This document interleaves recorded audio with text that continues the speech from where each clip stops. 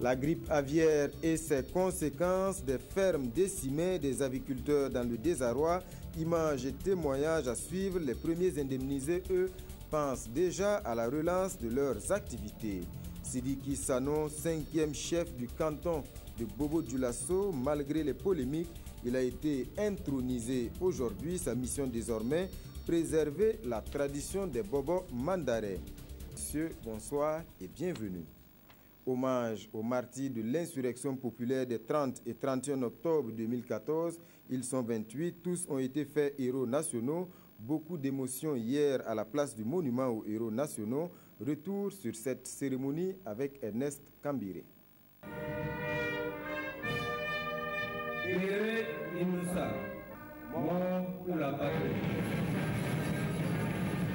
Un à un, ils sont identifiés à l'appel de leur nom, prénom et âge, et nommés sur fond de musique de la gendarmerie nationale. Solennité et gravité. Le président du Faso remet à titre posthume la médaille de chevalier de l'ordre national aux 28 victimes considérées officiellement ce jour comme des martyrs de l'insurrection des 30 et 31 octobre 2014. Puis vient la sonnerie aux morts.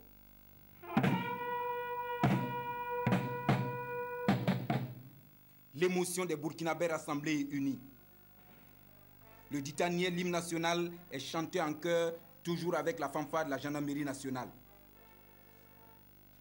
Puis vient le discours d'hommage du représentant des personnes décédées, un discours empreint d'émotion et d'attente. Martyrs des 30 et 31 octobre, puisque vous êtes des hommes et des femmes de paix, d'amour et de pardon, nous, vos familles, dans le sens de la réconciliation nationale prônée par les autorités de la transition, marquons notre disponibilité à aller vers la réconciliation, mais à deux conditions. D'abord, la vérité et la justice. Nous retenons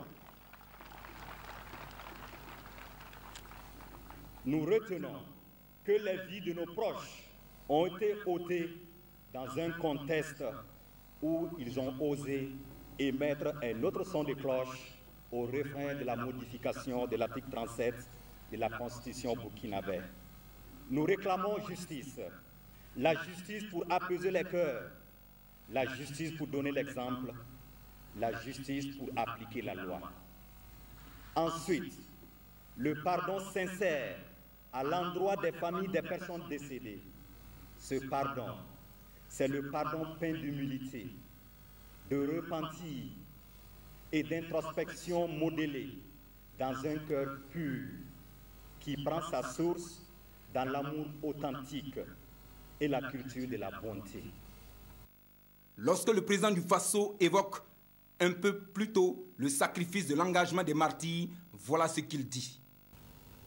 Vaillants combattants de la liberté, vous, très tôt arrachés à notre affection, nous sommes venus de partout pour célébrer et perpétuer votre mémoire.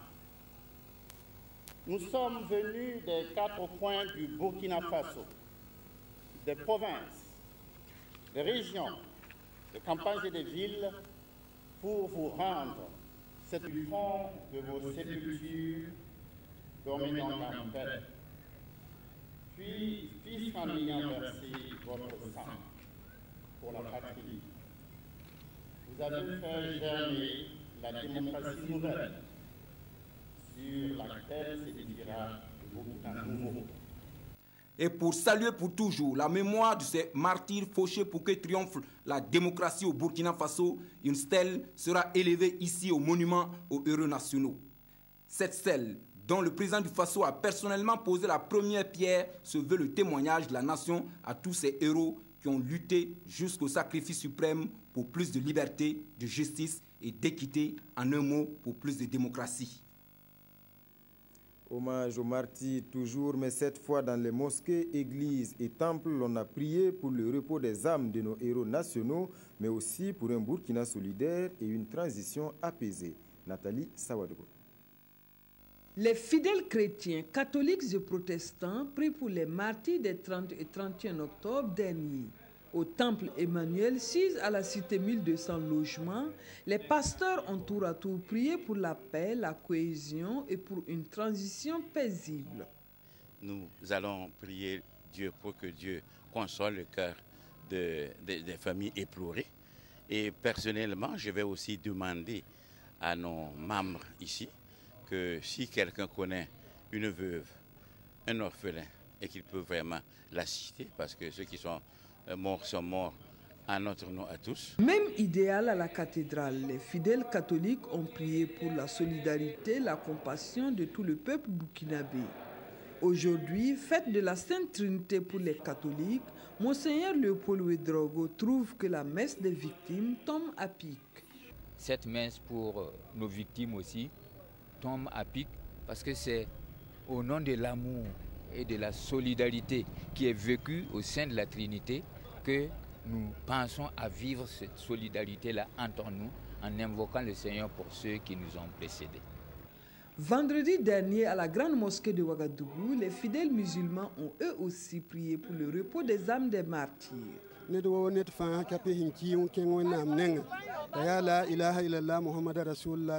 Pour toute personne qui meurt, nous musulmans, nous demandons la bénédiction d'Allah pour lui.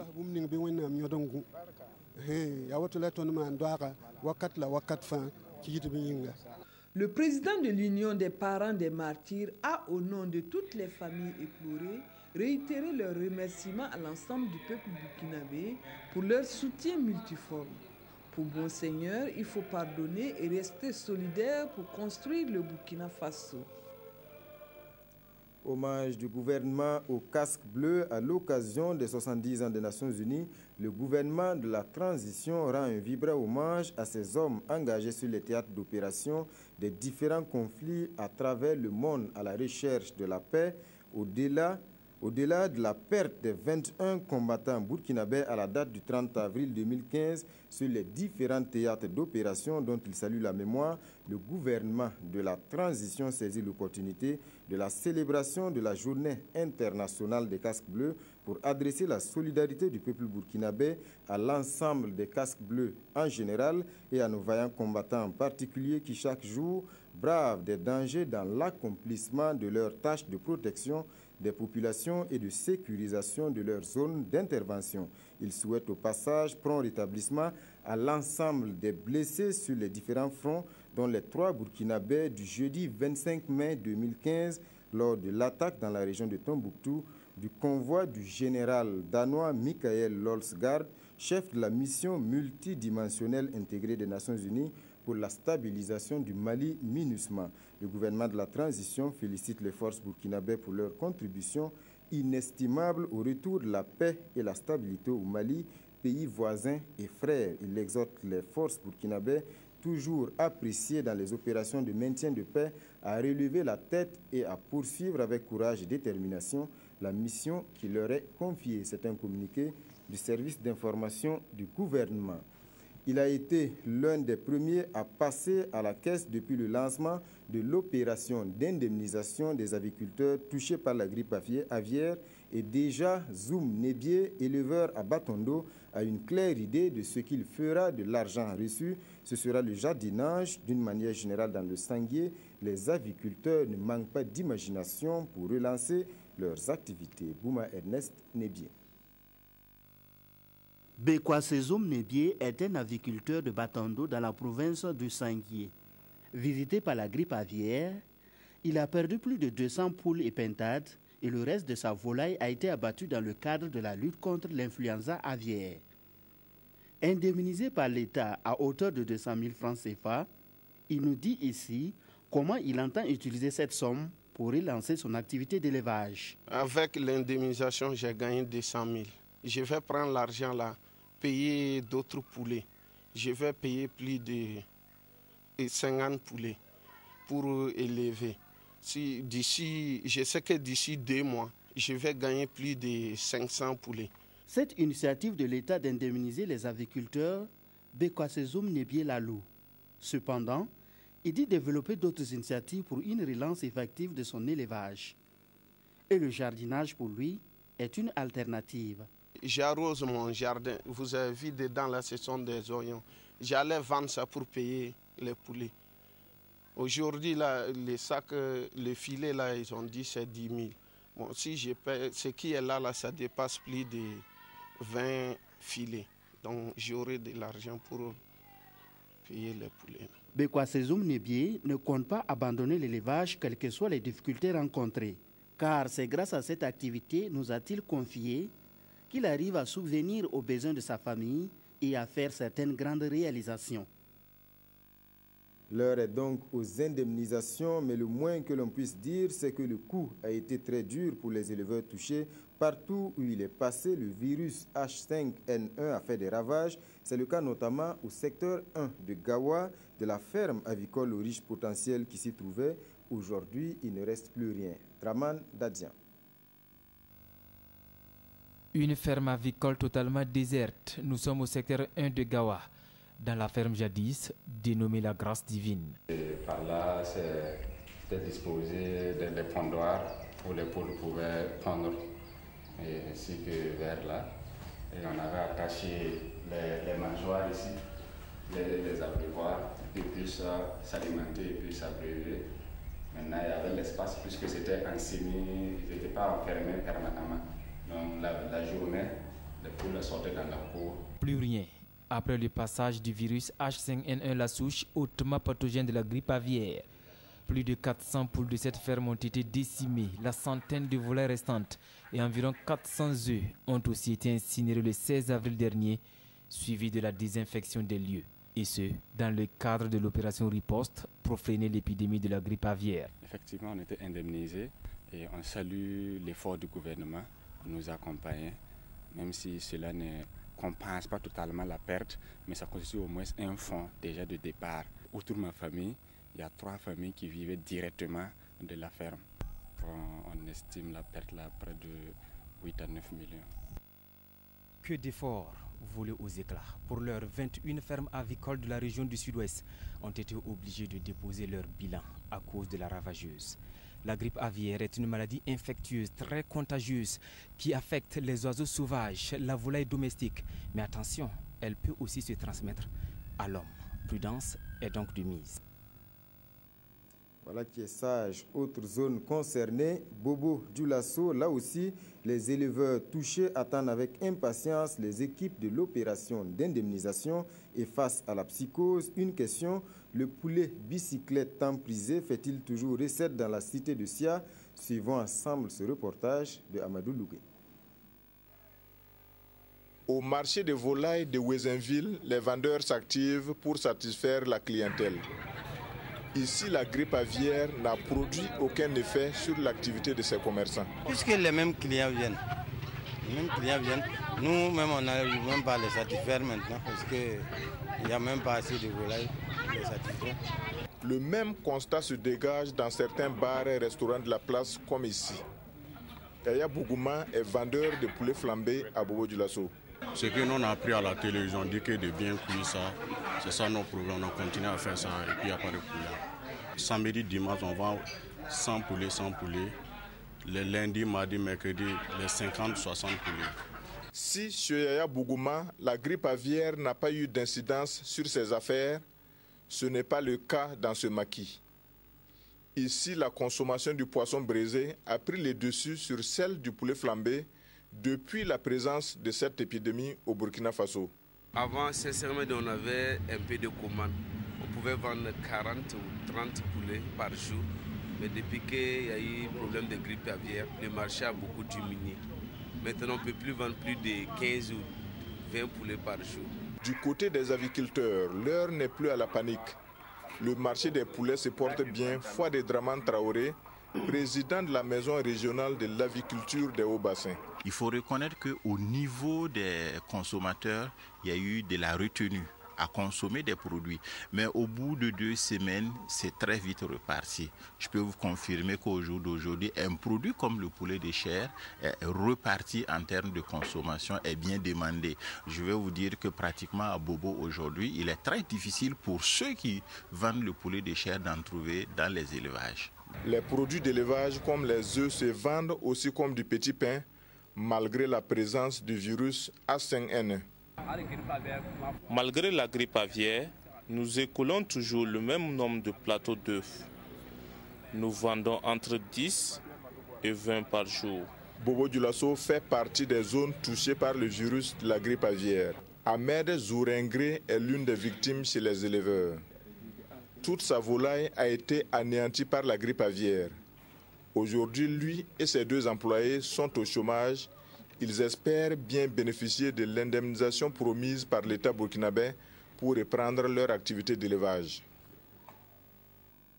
Retour à présent sur les événements de Namisigma, une marche contre la société minière True Gold qui dégénère. Le gouverneur de la région du Nord donne sa version. La marche était illégale et ce sont les frondeurs qui ont choisi d'affronter les forces de l'ordre côté bilan. Le gouverneur parle de 4 blessés et non 8 comme soutenu par la population. Draman Guéné. La marche du 29 mai dernier à Namisigma contre True Gold n'était pas organisée dans les règles de l'art. En plus, elle n'était pas pacifique. C'est pourquoi les forces de l'ordre étaient appelées à sécuriser les lieux. Voilà la version officielle des faits relatée par le gouverneur de la région du Nord. Les organisateurs ont eu à dire au préfet qu'avec autorisation ou sans autorisation de l'administration, eux, ils allaient organiser leur marche. Nous avons demandé aux forces de sécurité d'assurer le maintien de l'ordre public. Le 29 matin, à partir de 8 heures, les populations se sont retrouvées au niveau de la grande mosquée et se sont ébranlées sur la mairie, et aussi ils avaient pour destination d'aller à la préfecture. Comme le dispositif sécuritaire était là, elle ne pouvait pas en fait laisser ces marcheurs-là qui du reste étaient armés. Pour le premier responsable de la région, il y a eu malheureusement 4 blessés côté manifestants et 3 dans les rangs de la sécurité. Des blessés dus, selon lui, à la témérité de la population d'en découdre avec les hommes détenus. Cette marche a été suffisamment préparée, compte tenu de la mobilisation qu'il y a eu et aussi compte tenu en fait de la vigueur avec laquelle les populations ont affronté en fait les forces de sécurité. Les forces de sécurité ont tenté de les repousser par les méthodes traditionnelles, par les méthodes conventionnelles. Hassan Savadogo rassure la population du Namisigma qu'il n'y aura aucun impact négatif de l'exploitation minière sur le village. Le village de Namisigma ne sera pas déguerpi, la mosquée ne sera pas touchée, les tombes ne seront pas touchées. Le gouverneur de la région du Nord déplore la situation conflictuelle et ses conséquences. Il appelle par conséquent la population à accepter la voie du dialogue afin de régler une fois pour toutes le problème. L'énergie solaire comme solution pour réduire sa facture d'électricité, l'Office national de l'eau et de l'assainissement vient de franchir le pas. Des équipements ont été acquis et installés à la station de production d'eau de Ziga. La nationale de l'eau pourrait économiser avec cette opération 150 millions de francs CFA chaque année. Amandine Lalsaga. D'une production moyenne de 4300 m3 d'eau, la station de Ziga dans le plateau central voit sa capacité de production passer à 4500 m3 avec l'installation de ses 7 moteurs à haut rendement. Toute chose qui devrait permettre à l'ONEA, Office national de l'eau et de l'assainissement, de lutter contre la pénurie d'eau devenue récurrente. Ça vient à point nommé parce qu'en cette période précise, on a un déficit de production et ce gain supplémentaire-là vient atténuer un peu les effets de la production. Avec l'installation de ce nouveau matériel qui a bénéficié de l'appui du projet production solaire et l'entreprise française Leroy Sommer, la nationale de l'eau et de l'assainissement économise par l'occasion environ 150 millions de francs CFA par an sur ses factures d'électricité. On a fait une convention qui permet à l'ONEA d'avoir l'installation complète et de nous payer temporairement, comme il a dit, par trimestre, ce qui équivaut à l'économie d'énergie qu'ils font. En réalité, sur l'économie seulement de l'énergie, s'ils ajoutent l'économie d'eau qu'ils font, c'est sûr qu'on allait faire un retour sur investissement de moins de 18 mois. Vous savez qu'à l'heure actuelle, on n'en a pas suffisamment d'énergie pour vendre. Donc, si nous avons la chance que les entreprises, par leur politique, arrivent à réduire leur consommation, on réduit en même temps le déficit énergétique. Et partant, on en a de plus disponible pour donner aux autres. Pourquoi pas réduire aussi l'ampleur du délaissage. En plus de ces moteurs à efficacité énergétique, l'ONEA ambitionne l'utilisation des plaques solaires à Ziga afin d'accroître sa production d'eau et réduire de manière considérable sa consommation d'électricité. Sur le front de la bataille contre la malnutrition et la pauvreté, 2 pactes viennent d'être scellés, 2 conventions signées entre le ministère de la Recherche scientifique et de l'Innovation et l'Institut de la Recherche scientifique et l'Institut de Recherche et de Développement international. Objectif, développer la culture maraîchère. Tanga Kafando. Faire de la culture maraîchère une alternative à l'autosuffisance alimentaire au Burkina Faso, c'est l'objet de la première signature de convention entre l'AVRDC, ONG irlandaise et l'Institut de l'environnement et des recherches agricoles, INERA. Avec ce partenariat, chaque enfant burkinabé touché par le projet aura une alimentation équilibrée pour vivre sainement. L'objectif de ma venue ici est très simple. Nous voulons que chaque enfant burkinabé ait une alimentation bien équilibrée et très nutritive et est en meilleure santé. Pour le directeur de l'INERA, cette coopération va permettre d'améliorer les variétés traditionnelles de la culture maraîchère et renforcer les capacités de l'Institut en termes de formation.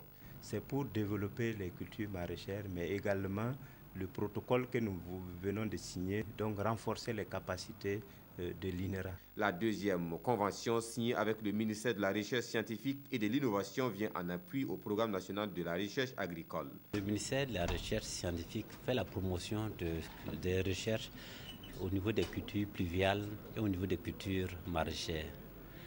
Au niveau des cultures maraîchères, il y a un besoin de renforcement. La Chine-Taïwan, partenaire financier de l'AVRDC depuis 40 ans, accompagne le projet de lutte contre la malnutrition. On est très content d'accompagner cette organisation, de venir au Burkina Faso, de travailler avec votre gouvernement, de résoudre ce problème. D'ailleurs, comme vous le savez, la question de malnutrition, c'est encore très grave au Burkina Faso. L'AVRDC, organisme international de recherche scientifique, veut servir les populations du Burkina et de toute l'Afrique avec son slogan « Prospérité pour les pauvres et la santé pour tous ».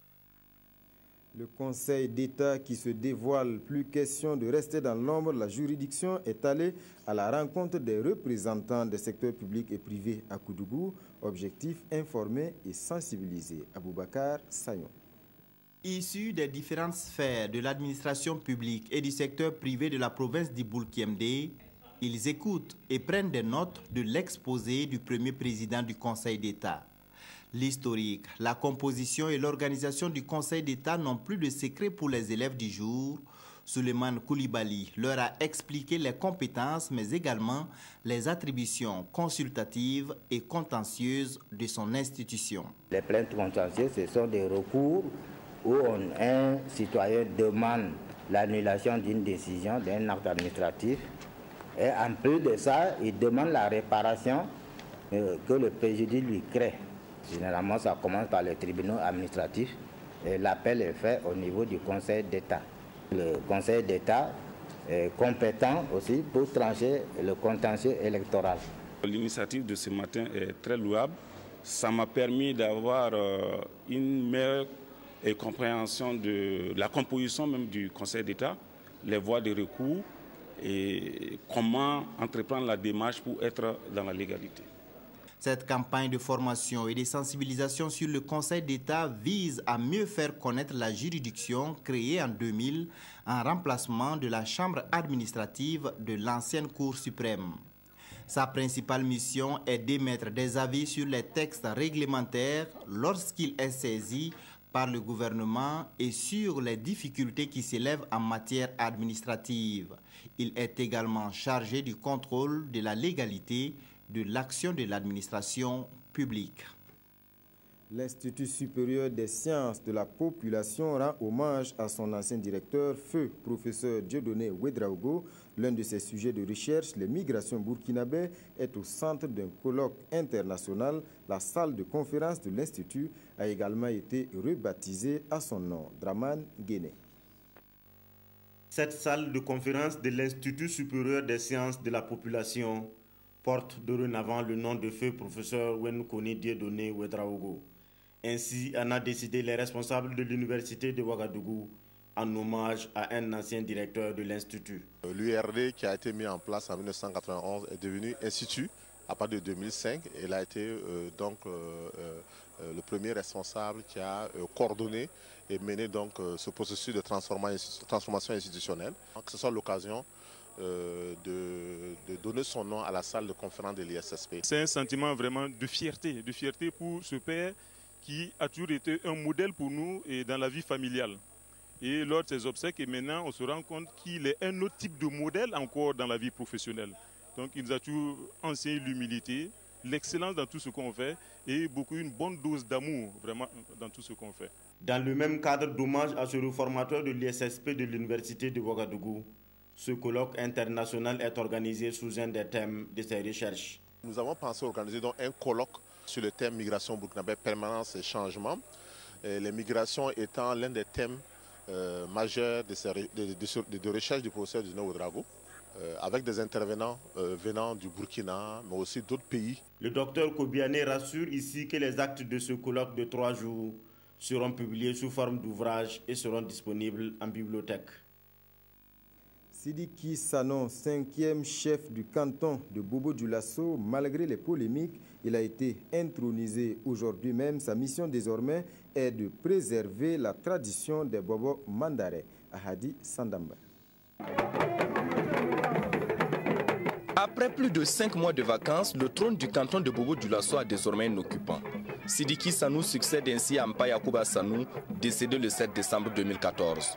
Et c'est dans une ambiance festive que se tient l'intronisation du 5e chef de canton de Sia. Un chef qui, en plus de son rôle de gardien des traditions, devrait travailler à la préservation de la paix et de la cohésion sociale. C'est l'interface avec l'administration pour pouvoir régler pas mal de problèmes qui peuvent surgir. Et je pense que s'il y a la bonne volonté, ça peut permettre de tranquilliser l'ensemble du pays. Je pense que avoir un chef de canton dans la discipline, et ça permet effectivement à l'ensemble de la communauté de s'exprimer et ça évite le désordre. À cette cérémonie, l'on a fait l'historique de la chefferie coutumière de Sia. Et de ce rappel, il ressort que la cohésion sociale a toujours été le socle des communautés vivant à Bobo-Dioulasso. C'est pourquoi donc tous ont appelé à l'entente et au dialogue au regard de la polémique qui a régné les 72 heures avant l'intronisation. Le chef de canton, comme je l'ai dit, c'est le petit-fils de Sanou Soro qui fut le premier chef de canton. C'est cette cour royale qui désigne à chaque fois un successeur à ce poste. Je pense que c'est toujours des mésententes qu'on peut régler. Et je pense qu'aujourd'hui, toutes les familles sont représentées. Dès qu'on est arrivé à choisir un chef, alors que tout le monde suit ce chef, il n'y a pas de disparité. Moment de réjouissance, toutes les communautés vivant à Sia sont venues témoigner leur engagement à œuvrer pour la paix dans le canton de Bobo-Dioulasso. Et celui qui règne désormais sur le trône de Sia est né vers 1935. Il fut transporteur et notable à la cour royale de Bobo-Dioulasso. C'est un bon coup de fouet donné à l'artisanat. 2 villes, Bobo-Dioulasso et Kaya, sont les bénéficiaires du projet Centre de ressources pour la formation professionnelle des acteurs et pour l'équipement et le fonctionnement de ces 2 centres. L'Union économique et monétaire ouest-africaine a mobilisé 147 millions de francs CFA. Moumouni Barou. Le projet de modernisation du centre d'apprentissage et de formation technique pour la région des Hauts-Bassins et du centre de formation professionnelle de l'association Nakolog Zanga des artisans au centre nord est désormais une réalité. Environ 147 millions de francs CFA ont été injectés dans l'acquisition du matériel grâce à la coopération entre le Burkina Faso et l'UEMOA. C'est une branche de création de valeur, mais c'est aussi un centre, un lieu d'emploi. C'est pour raison là. Mais la question, c'est qu'aujourd'hui, le contexte international veut plus de qualité, plus de compétitivité. Pour cette raison, la Commission a décidé d'approcher, d'accompagner les États sur 2 niveaux. Le premier niveau, c'est récolter l'information nécessaire sur le secteur. C'est ça qu'on appelle le CIRA. Le deuxième niveau, c'est équiper de façon expérimentale quelques centres pour voir, pour qu'on se rende compte qu'il est possible, avec quelques équipements, d'améliorer considérablement leur capacité, leurs compétences et leur productivité. Au moment où la priorité du gouvernement est orientée vers la question de formation et d'emploi pour réduire la pauvreté, ces centres viennent ainsi résoudre les problèmes auxquels sont confrontés les artisans. Les artisans ont des difficultés souvent de réparation des engins, surtout les nouvelles engins qui sont en train d'apparaître. Nous avons beaucoup de difficultés pour les réparer. Mais avec ces équipements et ces formations qu'on nous renforce, nous allons être en mesure de réparer ces nouvelles engins. C'est vraiment haut de pointe, c'est du matériel haut de gamme. Donc c'est le lieu vraiment pour nous de remercier l'Union économique et monétaire ouest-africaine pour l'accompagnement là par rapport à la réalisation de ces différents centres là. Je crois que ça va participer vraiment à l'accompagnement du secteur de l'artisanat pour encore professionnaliser les acteurs de ce secteur là. Cette cérémonie a été l'occasion pour la commission de l'UEMOA de réaffirmer son engagement à accompagner dans la limite de ses moyens toutes les initiatives de promotion et de développement de l'artisanat. Elle a également invité les acteurs à un bon usage de l'équipement mis en place dans le cadre du projet. L'esprit du Larlé Naba Abga qui plane sur le sitôt le carrefour international de théâtre de Ouagadougou. C'était la semaine dernière. Le public a eu droit à une pièce intitulée La griffe de panthère, un hommage rendu au conte de ce grand sage, Bouma Ernest Nébier. La griffe de panthère, c'est le titre de cette pièce théâtrale. Ses créateurs, Hildever Meda et Charles Ouattara, se sont inspirés des contes du Larlé Naba Abga, un sage burkinabé qui enseignait de son vivant la morale et la sagesse aux hommes à travers ses contes. Griffe de panthère. Parce que le Larlé Naba Abga s'appelait Abga tout simplement, c'est la panthère. Et les traces qu'il a laissées à travers les contes et ses enseignements, pour nous c'est aussi une griffe indélébile qu'on essaie de partager avec le public. Chacun tirera la leçon qu'il voudra, hein, mais nous avons proposé tout un enseignement venant de ce grand maître de l'art de la parole. Pour l'histoire, l'esprit de Larlé Naba Abga est revenu dans le Mogo sacré au Burkina. Là, il est surpris du mauvais usage qu'on fait de sa sagesse transmise de son vivant à travers ses contes. Une sagesse foulée aux pieds, car l'intolérance, l'exclusion sociale, la confiscation du pouvoir ainsi que la recherche de l'argent par tous les moyens habitent les hommes. Ici, par exemple, cet homme décide de tuer sa mère pour faire prospérer son entreprise. Tant qu'on la fouettera, elle vomira de l'argent. Tu te rends compte? De l'argent n'en pas finir. Je sais, Adama. Je sais, mais le prix à payer est trop lourd. Tout a un prix. Tout a un prix. Tu me fais rire, toi. Tu voudrais, toi, manger le steak tout vivant, c'est ça? Comment veux-tu faire des omelettes sans casser les œufs? De toute façon, la vieille, je m'en suis bien occupé juste là. Si le reste de ces jours peut servir à fructifier nos affaires, pourquoi hésiter?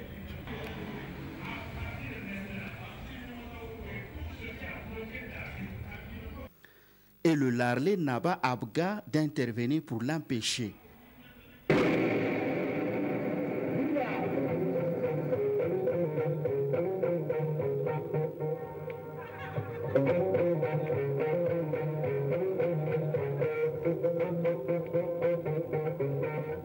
À cet art de la société, le Larlé Naba Abga a essayé de trouver des solutions avant de remonter au ciel, tout en espérant que la sagesse habitera jamais le cœur des hommes de son pays.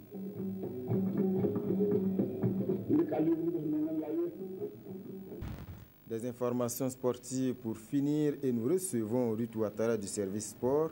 Bonsoir Ruth Ouattara. Bonsoir Jean-Emmanuel. Alors pour le championnat national, on peut dire que le suspense est fini. L'épilogue c'était ce week-end. Voilà, le suspense est fini et le suspense aura duré jusqu'à la dernière journée parce qu'à l'issue de la 29e, le RCB dévançait l'Étoile filante seulement de 3 points. Donc il fallait attendre la dernière journée pour être situé sur l'issue. Et il faut dire que les deux équipes ont enregistré chacune une victoire. Donc le RCB a conservé son avance de 3 points et s'offre donc le titre après 18 ans d'attente. Il faut le faire et l'histoire retiendra que le RCB est à son 3e titre après 87, 97 et puis 2015.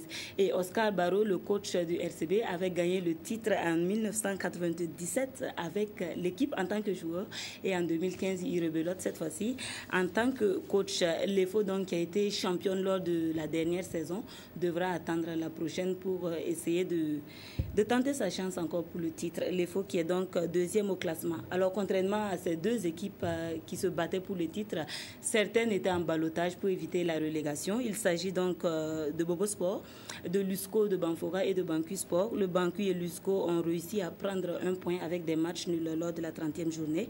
Malheureusement, Bobo Sport est tombé 0-2 devant les électriciens de l'AS Sonabel.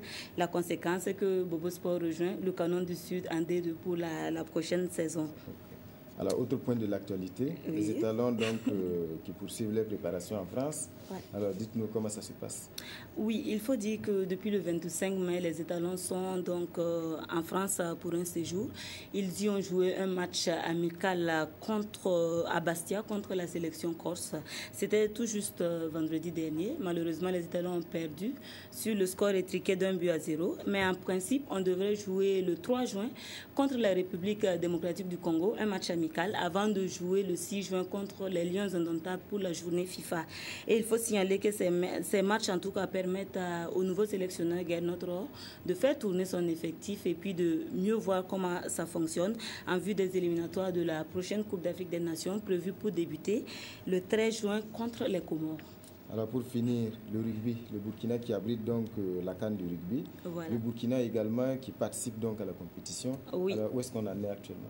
Alors il faut dire que cette compétition s'est achevée hier. C'était la Coupe d'Afrique des Nations de rugby à 15 de niveau 2. Le Burkina dans l'ensemble s'est bien comporté avec 3 matchs et 3 victoires. Malheureusement donc ça n'a pas suffi pour remporter le titre. Le bonus offensif a fait défaut, c'est-à-dire la différence de but en rugby. Et donc, la conséquence, c'est que le Niger a remporté le titre, suivi du Mali et du Burkina sur les 6 pays participants. Nous signalons que le titre de champion d'Afrique de rugby à 7 appartient au Burkina depuis la dernière saison. Voilà, merci Ruth pour toutes ces informations. Merci d'être passé sur ce plateau. Merci à vous également. Je signale donc que demain, nous allons développer tous ces titres en images au magazine des sports. Voilà. Mesdames et messieurs, c'est donc sportivement que prend fin ce journal. Merci pour votre attention et bonne reprise du travail demain. Je vous retrouve à 22h15 pour l'édition Synthèse.